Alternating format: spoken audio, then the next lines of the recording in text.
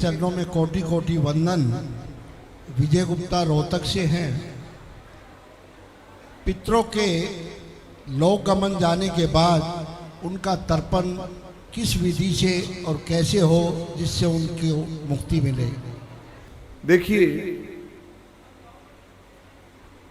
जब कोई मृतक कर्म होता है उस समय शास्त्रीय विधि से, जो शास्त्रों में विधि बताई गई है, उस विधि के अनुसार पिंडदान आदि के सारे कार्य किए जाते हैं। 12 दिन बाद शुद्धि होगी। 3 दिन का क्रम नहीं बना मैं, याद रखिएगा।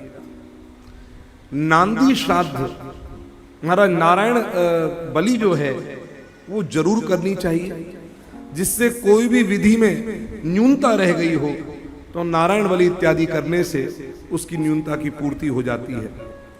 बाल जरूर देने चाहिए। ये मृतक कर्म की सारी विधि जो योग्य ब्राह्मण है वो पूरा विधि विधान से बताते हैं। जहां कहीं पर भी आपको पहले के पूर्वजों में दिखाई दिया हो कि उन्होंने ऐसा किया था और ये नहीं करा रहे, ये कुछ नयापन लग रहा है, तो उन पंडित जी के चरणों में विनम्रता पूर्वक ये प्रश्न कर लेना चाहिए कि महाराज ये विधि क्या है, हमारे उन्होंने तो नहीं करवाई थी, आप करवा रहे हैं। तो जिज्ञासु बनना चाहिए। ये जिज्ञासु बनकर के शास्त्रीय प्रमाण आपके सामने मिल जाए, उसके अनुसार विवेक पूर्वक ही हमें सारे कर्म करने चाहिए। अब आता है कि श्राद्ध तर्पण जो हम वर्ष में करते हैं, 2 प्रकार से श्राद्ध होते हैं। एक तो अभी आश्विन में आ रहा है, वो तो सबके लिए। एक होता है जिस तिथि में वो गए हैं, जिस मास में, जिस तिथि में गए, उस समय भी ब्राह्मण जमाया जाता है। तो 7 पीढ़ी तक तो विधान शास्त्रों में है, लेकिन यदि 7 पीढ़ी ना हो पाए, स्मरण में ना रह पाए या किन्हीं कारणों से ना हो पाए, तो कम से कम श्राद्ध 3 पीढ़ी तक तो हर मनुष्य को करना ही चाहिए। और उस श्राद्ध कर्म में जो भी विधि विधान शास्त्रों में दे रखे हैं, आप लोगों को उन्हीं शास्त्रों की विधि से सारे कर्म करने चाहिए। और मैंने अभी कल या परसों की बात है कि केवल ब्राह्मण ही जिमाना है, स्त्री को नहीं जिमाना चाहिए। उस विधि का हमको पालन करना चाहिए। ब्राह्मण जब घर में आते हैं तो बाकायदा उनको उचित आसन देना चाहिए, उनके चरणों को पखारना चाहिए। आप समझ रहे हैं? ये समझना चाहिए कि इन ब्राह्मण के रूप में हमारे पितृश्वर ही आए हैं, और उचित आसन दे करके उनको उचित पात्र में ही भोजन कराना चाहिए। स्त्रियां खुले बाल से नहीं आवे, याद रखिएगा। माथे पे पल्ला लगाकर होना चाहिए। स्टील की थाली में श्राद्ध भोजन नहीं कराना है। लोहे का, स्टील का थाली जो है उसमें भोजन नहीं कराना चाहिए।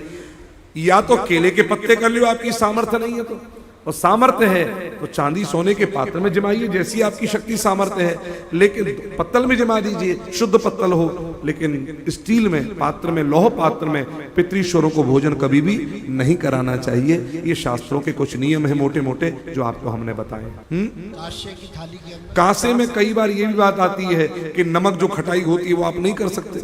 बहुत सारी चीजें उसमें आपको विचार करना है। ऐसी धातु जो सब तरह से आप उसमें मसाला भी रखो, कुछ रखो, चटनी रखो, तो उसको कोई नुकसान नहीं होना चाहिए, क्योंकि कई धातु में कई पदार्थ मिलकर के विष बन जाता है। इसलिए उन सब चीजों का विशेष ध्यान हमको रखना चाहिए। एक बात और निवेदन में कर दूं, घर के सब लोग जितने अपने कुटुंब है, जब कोई पितृश्वर के रूप में हम किसी को जिमाते हैं तो सबके सब वहां खड़े रहे।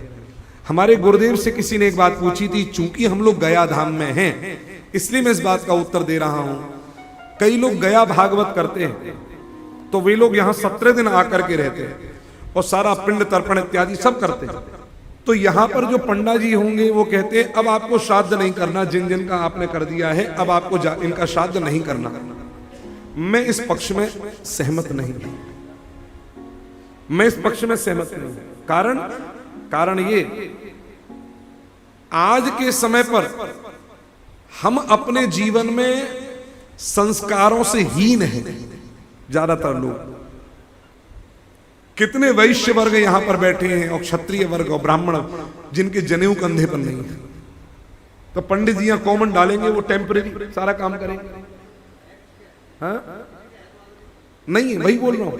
अब आपने यहां पर टेम्परेरी डल गई, विधि विधान किया, किसी तरह कोई पंडित जी के मंत्र में कोई चूक रह गई, कि आपकी भावना में कोई कमी रह गई, या कोई न्यूनता विधि में रह गई और आपके पितर मुक्त नहीं हो पाए और आपने श्राद्ध और बंद कर दिया, तो महाराज विचार करिए पितृश्वरों को कितना ज्यादा कष्ट होगा। दूसरी बात, मुक्त भी हो गए तो भी श्राद्ध करिए, उसका कारण जान लीजिए। अगर मुक्त हो गए तो आएंगे नहीं, लेकिन आपने अगर श्राद्ध तर्पण विधि पूर्वक किया तो आपकी आगे की पीढ़ी को वो देखने को मिल जाएगा, और आपके बाद में आपकी पीढ़ी आगे वाली भी उस कार्य को करने लग जाएगी। इसलिए ये कार्य छोड़ना कभी नहीं चाहिए। अस्तु नारायण।